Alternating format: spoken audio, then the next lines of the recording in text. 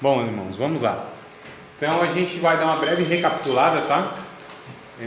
Rapidinho mesmo, para que a gente possa estar acompanhando mesmo desde o início da matéria, que foi semana passada, mas houve aqueles contratempos, né?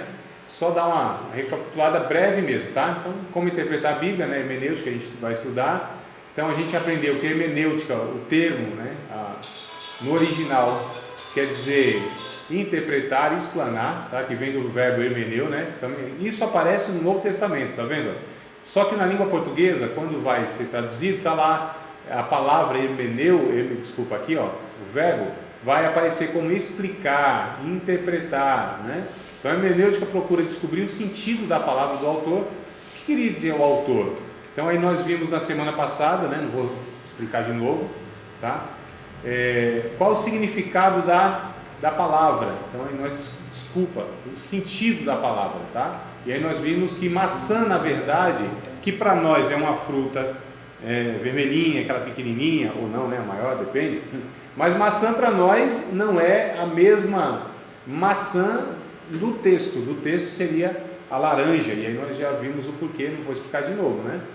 Então a gente vai estudar aqui a exegese, que faz parte da hermenêutica. A hermenêutica seria a arte e a ciência da interpretação. E a exegese, ela é um ramo da hermenêutica. Exegese, está aqui, quer dizer tirar, né? O significado do texto bíblico é tirar. Então exegese é extrair, a palavra no original, no grego, exegese quer dizer extrair. O significado é que a gente vai extrair o sentido real da expressão nos originais. E a gente vai ver mais para frente que de fato isso vai fazer toda a diferença na interpretação bíblica. E então, enquanto a exegese é extrair, né, tirar o significado do texto, é contrária à eisegese, que é impor significado ao texto bíblico, ou interpretação de um texto atribuindo ideias do próprio leitor, não autor. Ou seja, quando eu leio a Bíblia, eu sou o leitor, eu leio a Bíblia e tiro da minha imaginação, tá certo? Da minha mente, e coloco significados no texto que o autor não teve intenção de expressar, que é o contrário, e é o que o que é feito de uma maneira muito frequente aí, tá? Então ele alerta aqui que isso aqui é um perigo muito grande. Aí a gente vê aqui, ó, exegese, que é o correto, é extrair o significado bíblico da mente do autor e aí a gente trazer para o nosso entendimento, que é o contrário, e o que a maioria das pessoas fazem, tirar da sua fértil imaginação, né? E aí impor no texto bíblico, e aí Deus não tem responsabilidade nenhuma com nenhuma pregação quando ela é feita dessa forma, ou seja, a mente do pregador, do expositor, do professor, ele aí viaja na maionese, é o termo técnico que a gente usa na teologia. Então, sentido e significado, nós vimos também, e aí nós temos que procurar saber qual o sentido que há no texto e o significado que ele tem para nós. Então, o que seria sentido? É aquilo que o autor do texto, ele quis falar, comunicar para aquele primeiro público.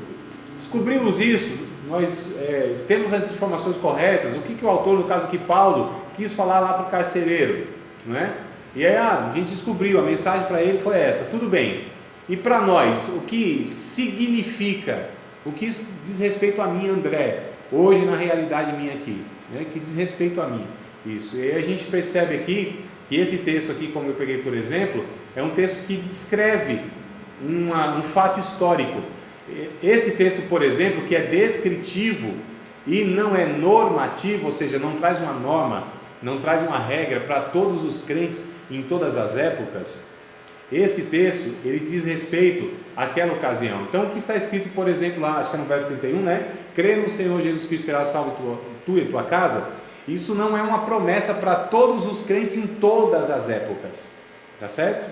Uma promessa, ela pode ser uma promessa escatológica, uma promessa histórica, uma promessa local lá, no caso para os judeus, nesse caso aqui, para o carcereiro e sua família, especificamente, irmãos. Não é uma promessa para nós, tá certo? Então essas coisas a gente precisa entender, e aí a gente já está percebendo que cada texto tem a sua complexidade. Cada texto ele precisa ser interpretado considerando o seu contexto. O que é o contexto? é aquilo que vem antes e depois do texto. O que é o texto? É o trecho que nós estamos lendo. Nesse caso, do verso 27 ao 34, a gente considera como o contexto, como texto, tá certo? E o contexto que viria antes do 27 e depois do 34. Se de fato tiver uma continuidade, se tiver. Aí a gente pega, por exemplo, eu peguei aqui o verso 31, né? Aqui o que vem antes, 34 e 31. Pega lá essa frasezinha, que a gente tem esse mau hábito. Nós que lemos a Bíblia e nós que vamos fazer essas festividades ou esses cultos temáticos, a gente tem esse defeito de pegar um único versículo e colocar lá e diz, pregador, prega, porque você tem o tema do capítulo 16, verso 31 de Atos, não é? Aí ele pode então pegar esse texto isolado, o texto então seria, no caso, o 31. Mas se ele desconsidera todo o contexto, ou seja, o que vem depois do 31 e antes do 31, ele pode dar uma interpretação que não tem nada a ver. E a gente tem então aquele jargão na teologia, na hermenêutica, que é um texto fora do contexto pode gerar um pretexto, tá certo? Então você pode pegar você pode destacar essa frase, tirar ela dentro de um contexto e dar um significado que ela não tem no contexto. Tá dando para entender? Eu estou falando tanto de texto, contexto. Tá dando para assimilar, não? Sim. Sim mesmo? Vocês ficam à vontade. Fala aí, André, explica de novo aí, dá outro exemplo, que o negócio deu uma embaralhada. Mas no final de tudo, vocês vão ver que vai ser claro essas coisas para nós. Tá bom? Então vamos lá. O que nós vimos na aula passada? Nós temos que começar, então, temos que ter um início quando a gente pegou a Bíblia, abriu a Bíblia, vai estudar a Bíblia, ler a Bíblia no intuito de estudá-la, né? Aí a gente tem que começar por uma leitura correta. Nós vimos na semana passada, lembra? Nós pegamos isso aqui, Isaías 57, 21, Gênesis 24, 21. Não sei se vocês lembram do texto, né? Mas o 57, 21, dependendo, lógico, da versão, e a gente já viu que é importante termos várias versões de Bíblia, porque cada uma delas vai contribuir para um entendimento, porque uma traduz uma palavra de uma forma e outra de outra. Umas se aproximam mais do original e outras nem tanto. Outras não é nem que se aproxima mais ou menos, mas que a linguagem não é acessível, não é conhecida de nós. São palavras que elas são arcaicas, antigas, não são usadas. Então a gente ouve palavras como jactância, concupiscência, não é? É uma linguagem que para nós assim não comunica muita coisa. Então a gente precisa ter Bíblia de linguagens mais acessíveis, mais contemporâneas, tá? Então a gente viu lá que está escrito aqui. Quem lembra do texto? Alguém lembra desse texto? 27, 57, melhor dizendo, 21, Isaías? Não guardaram na memória? Ninguém? Não pode arriscar? Isaías. 31. Ah, o 31 que foi a lição de casa. Depois a gente vai ver esse trem aí, viu? Então olha só. Os ímpios, diz o meu Deus, não tem paz. Essa é a leitura correta que nós fizemos, né?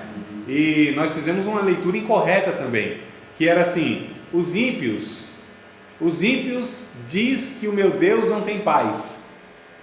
Nós mudamos o sentido do texto sem alterar nenhuma palavra, pelo fato de não lermos a gramática, que são pontos e vírgulas, adequadamente. A gente mudou o significado da palavra, sem pôr e nem tirar nada. Então, leitura, irmão, coisa básica, português, tá?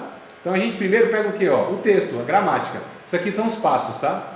Então a gente lê o texto corretamente, com pontos e vírgulas, para não alterar o significado. Eu dei exemplo para vocês da escola, lembra do meu tempo de escola, que a professora de português nos deu exemplo, que um rei tinha um filho e mandou trazê-lo à força? Falei isso para vocês? Não? Não? Então tá bom, só para dar mais um exemplo, entre outros, que de fato a escrita, se a gente não obedece essas regras gramaticais, a gente tira o significado do texto, tá? Então a história é assim: tinha um rei que o filho dele fugiu, foi embora, e aí ele mandou então os guardas, né, oficiais do reino, e trazer o seu filho. Então disse para o escrivão escrever lá o documento para dar para o oficial da guarda, né? Levar lá o pelotão para trazer o seu filho. Então disse para o escrivão: você escreva aí, qual é a ordem então para esse pelotão trazer o meu filho? escreva: tragam o meu filho à força. Ele escreveu e deu para o oficial. Foram com um número de soldados, trouxeram o filho dele morto e enforcado. E o rei disse: vocês estão loucos? O que vocês fizeram? Disse: rei, nós cumprimos cabalmente a tua ordem. Como assim? Vocês estão loucos? Eu nunca mandei trazer meu filho morto, enforcado ainda por cima. Isso não está aqui no documento. Tragam meu filho à forca. Ele disse à força. E ele não, só o C cedilha, irmãos. Foi isso que alterou. E olha só, prejuízo. Eu nem quero dar outros exemplos, mas só com esses exemplos a gente percebe que é importante uma leitura correta. Nós é nós, não é certo? Não é nos. Vós é vós, não é vos. Então a gente precisa estar atento a esses detalhes, e esses detalhes podem sim fazer toda a diferença na compreensão do texto. Se você leu errado, você vai... A gente vai ver aqui daqui a pouco. Observação, interpretação e aplicação. O que é observação? É leitura. Você observou, você olhou, você leu. Você fez isso de uma forma errada, consequentemente você vai entender, interpretar errado. E consequentemente você vai aplicar errado. São passos inevitáveis. Observou certo, interpretou certo, aplica certo.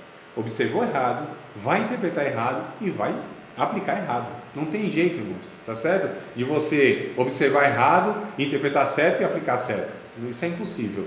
Então eu vou dar mais um exemplo para vocês, mas acho que na semana que vem. Vou deixar por enquanto isso aqui, que é muito interessante. Então o texto, gramática. Tudo bem, nós lemos então o texto corretamente? Lemos corretamente. Depois vocês pegam isso aqui, tá? Se não lembrarem, que é outro exemplo, que eu não vou repetir a aula toda, senão eu vou gastar muito tempo aqui, sendo que inclusive está gravado também essas partes aí. Aí a gente faz perguntas ao texto, ó, quem, por quê, quando, onde, como. Todas essas perguntas devem ser feitas a todos os textos que a gente lê. E aí elas devem ser não só perguntadas, mas respondidas, claro, né? Mas respondidas também corretamente. Tem outra questão. Então, quem a gente pergunta? É um contexto imediato. Por exemplo, quem escreveu isso que eu estou lendo? Quem escreveu Isaías 57 e 21? Quem escreveu Gênesis 24 e 21? Quem escreveu esse livro? Quem escreveu isso aqui? Então quem? Quem é essa pessoa? Era um profeta, tal que profetizou no reinado do rei tal, do ano tal a tal. Ele tinha um perfil assim, da tribo tal. Então a gente vai fazendo perguntas, essas coisas vão montando, a gente chama de um cenário, tá certo? Um pano de fundo. Nós vamos buscando conhecimento e informações para que a gente entenda um todo. Isso enriquece, irmãos, a compreensão do texto. Então, quem escreveu, por exemplo? Por que escreveu? Que é um contexto maior. Então, aqui um contexto imediato. Quem escreveu isso? Quem foi o escritor, o profeta, no caso Isaías, ou Moisés, sei lá. É um contexto imediato, tá? Aquele mais imediato. Um contexto maior. Por que escreveu isso? Por que Deus ordenou a Isaías a escrever isso? Por que isso aqui foi escrito naquela época? Quais foram os motivos de Deus usar esse escritor, esse profeta, apóstolo, sei quem lá quer que seja, para falar isso para o povo, né? Quando foi isso? Quando se deu isso na história? Qual era a época bíblica, a história bíblica? Quando? Onde foi isso? Geografia bíblica. Onde foi? Isaías escreveu onde? Foi em Jerusalém? Foi na Babilônia? Onde foi? Foi no Egito? Onde estava o povo quando isso aqui foi escrito? Onde? Né? Então, geografia bíblica, a gente vai ver que geografia, que é uma coisa desprezada por todo mundo, uma coisa assim sem importância, a gente vai ver que geografia, sim, uma simples informação a respeito da geografia vai nos dar clareza do texto, irmãos. Vocês vão ver daqui a pouco isso aqui. Como? Então, a cultura bíblica. Como isso se deu? Como o povo vivia? Por que dessa ordem? Por que dessa expressão? Vou dar um exemplo muito rápido e objetivo. Quando a gente pega 1 aos Coríntios, capítulo de número 11, a gente vê uma ordem lá para Paulo, aliás, melhor dizendo, para os corintos, né? Os irmãos na cidade de Corinto, que tinham uma cultura bem diferente da nossa, que tinham um povo lá que pensava totalmente diferente de nós, que tinha uma outra mente, e eles não precisavam de interpretação, irmãos. Tá certo? Quem precisa de interpretação somos nós. Então todo esse povo aqui não estudou hermenêutica, não precisava. Tá certo? Porque eles viviam tudo isso que a gente busca e para nós é desconhecido. Na verdade, nós estamos voltando a 2, 3, 4, 5, 6, sei lá quantos mil anos atrás, uma cultura totalmente diferente, uma forma, uma cabeça, uma maneira de pensar totalmente diferente. É outra cultura. Então, outra cultura significa outra mente, significa entender as palavras que, embora nós conseguimos traduzir e entendemos as palavras, mas os significados talvez sejam diferentes deles e nossos. Antes que eu volte lá na questão, eu vou dar um exemplo para vocês que de fato a cultura ela traz categorias de pensamento que elas são diferentes, referências que não são iguais em todos os lugares. E eu nem vou em outra época, eu vou pegar hoje mesmo, em outro país, que é, por exemplo, se não me falha a memória, meu Deus do céu, o Japão. É algum país oriental, eu acho que é o Japão mesmo, ou é o Japão ou é China, alguma coisa assim desse tipo, tá? É a cultura bem parecida. A ideia, para nós a ideia de futuro, a direção, irmãos, ficaria para frente ou para trás? Quando fala de futuro, frente. A gente entende o que? Aquilo que está lá na frente, não é? Sim. Então, para nós, futuro é nessa direção, para frente. E passado? Para trás. Então, se eu falar de futuro, escrever lá, olha, o futuro tal, tal. Na mente do oriental, então, ele tem a ideia de que aquilo que está lá na sua frente, na nossa mente, o futuro está lá na nossa frente, não é isso? Sim. Se eu escrevo para o oriental e a palavra futuro para ele, a direção que está na mente dele é para trás. Não é uma coisa estranha para nós? Como o futuro está para trás? A gente vai voltar no futuro então? Só aquele filme que é De Volta para o Futuro, né? Mas por que isso? Tem uma explicação. Por que eles pensam assim? E nós não estamos falando de 2000 anos atrás, a gente está falando do nosso tempo. Tá certo? Nosso tempo, o conceito que está na cabeça dessas pessoas lá em alguns milhares de quilômetros distante de nós é isso. Por quê? Na mente deles, quando fala de futuro, é algo que desconhecido. E o que está desconhecido? Não está diante dos olhos, não está para frente, está para trás. Entende? E para eles o que é passado? É aquilo que já foi experimentado, já foi conhecido, já foi vivido. Então é aquilo que eu posso enxergar, é aquilo que eu posso ver. Então para eles está na frente deles. Vocês perceberam, amados? Como a cabeça aqui funciona diferente? Imagina a gente falando há 2, 3, 6 mil anos atrás, em uma cultura, em uma época, em um mundo totalmente diferente do nosso, totalmente diferente do nosso. Vocês acham que as expressões quer dizer a mesma coisa? Claro que não. E aí a gente precisa fazer essa investigação, né? Então aí depois que a gente lê direito, faz todas essas perguntas e as responde, aí a gente pode falar, não, é assim diz o Senhor, a palavra de Deus diz isso. Só depois de tudo isso, amigo. O conhecimento bíblico, irmãos, o entendimento adequado da Bíblia não é para preguiçoso, não é para relaxado, não é para negligente, não é para qualquer um, é para pessoas que de fato entendem a seriedade da palavra de Deus. E Deus não deixou um negócio assim tão facinho que qualquer desavisado pode entender, mas qualquer um de coração sincero e com dedicação, aí pode. Aí não é só para mestres iluminados, não, é para todo cristão sincero que entende que é necessário estudar, porque tudo nessa vida a gente precisa de estudo para compreender. Agora a Bíblia não é assim de uma forma, de qualquer jeito, não é assim não. Então vamos lá, fazemos perguntas então. As pessoas quando ouvem, né, a palavra, a gente prega, e vocês acham que as pessoas, quer dizer, vocês mesmos, nós, a gente não fica fazendo pergunta, nossa, o pastor falou isso, o pregador falou isso, e a gente fala, mas eu não entendi muito bem, mas o que isso quer dizer? Mas e se for assim? Então nem sempre essa fala, ela é clara. Aí é uma brincadeira aqui, né, que é o texto bíblico que o pastor dizendo, menino, Jesus disse, se alguém te bater numa face, oferece a outra. Aí o menino pergunta, pastor, mas e se a gente for nocaute? É uma brincadeira, mas para falar que se faz perguntas naquilo que é falado, as pessoas querem uma explicação melhor, um significado melhor daquilo, né? Então vamos lá, amados, aqui não vai dar para vocês lerem, acreditem, e nem tentem, me ouçam, tá bom? Tudo bem? Eu vou aqui ler para vocês, eu quero que vocês prestem muita atenção, tá bom? Então por favor, preste atenção, ouvidos atentos. Essa é a chamada história do VCC. VCC. Conta-se que certo caipira estava no seu trabalho rotineiro, no canavial, quando de repente olhou para o céu e viu escrito entre as nuvens as letras V, C, C. Muito religioso, o caipira julgou que aquelas letras significavam, preste atenção, vai, Cristo chama, né? V, C, C, vai, Cristo chama. Fiel à visão, correu ao pastor de sua igreja e contou-lhe o ocorrido, concluindo que gostaria de devotar o restante da sua vida à pregação do Evangelho. O pastor surpreso, olha só, ele... Deixa eu ver que eu me perdi. O pastor surpreso diante do relato disse: mas para pregar o Evangelho é preciso conhecer a Bíblia. Você conhece a Bíblia bastante para sair pelo mundo pregando a sua mensagem? Claro que sim, disse o homem. E qual é a parte da Bíblia que você mais gosta e conhece? Né? No caso aí, o pastor ele perguntando para saber qual era o nível de conhecimento tal, do rapaz. Mas deixa eu ler aqui na íntegra. Qual é a parte da Bíblia que você mais conhece?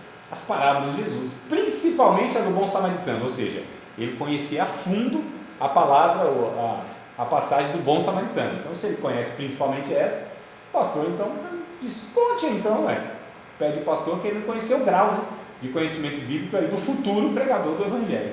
O caipira começa a falar: descia um homem de Jerusalém para Jericó e caiu entre salteadores. E ele lhes disse: varões e irmãos, escutai, não tenho prata e nem ouro, mas o que tenho te dou. E entregou-lhe os seus bens, e um deu 5 talentos, outro deu 2 talentos, e o outro, cada um segundo a sua capacidade. E partiu dali, foi conduzido pelo Espírito ao deserto, tendo jejuado 40 dias e 40 noites, teve fome, e os corvos alimentaram e trouxeram alimento e lhe traziam, pois alimentavam-se de gafanhoto e mel silvestre. Sucedeu que, indo ele andando, eis um carro de fogo ocultou-o da vista de todos. A rainha de Sabá viu isso, disse: não me contaram nem metade.